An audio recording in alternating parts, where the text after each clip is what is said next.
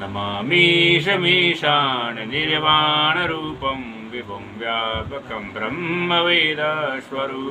निजं निर्गुणं निर्विकल्पं निरीयं चिदाकाशमाकाशवासं भजेयं निराकार ओङ्कारमूलं तुरीयं गिराज्ञानगोत्रीतमीशं गिरीशं करालं महाकालकालं कृपालं गुणागार संसारपारं नतोऽहं तुषाराद्रिशङ्काशगौरं गम्भीरं मनोभूतकोटि प्रभाश्रीशरीरं स्फुरन्मौलिकल्लोलिनी चारुगङ्गा लसत्बालबालेन्दुकण्ठे भुजङ्गा चलत्कुण्डलं भ्रूषुनेत्रं विशालं प्रसन्नाननं नीलकण्ठं दयालं मृगादेशचर्माम्बरं मोण्डमालं प्रियं शाङ्करं सर्वनाथं भजामि प्रचण्डं प्रकष्टं प्रगल्भं परेशम् अखण्डम् अजं भानुकोटिप्रकाशं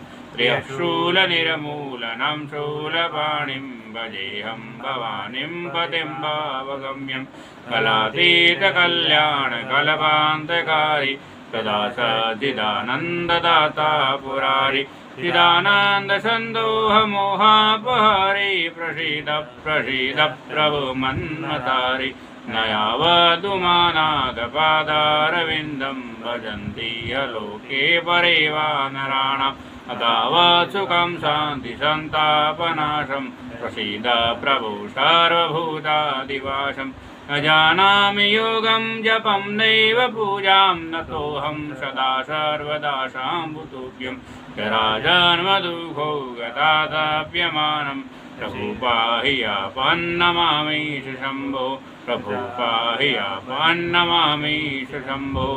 रुद्राष्टकमिदं प्रोक्तं विपरेण हरतोषये ये पठन्ति नरा भक्त्यां तेषां शम्भो प्रसीदते ॐ नमः शिवाय ॐ नमः शिवाय ॐ नमः शिवाय ॐ नमः शिवाय ॐ नमः शिवाय।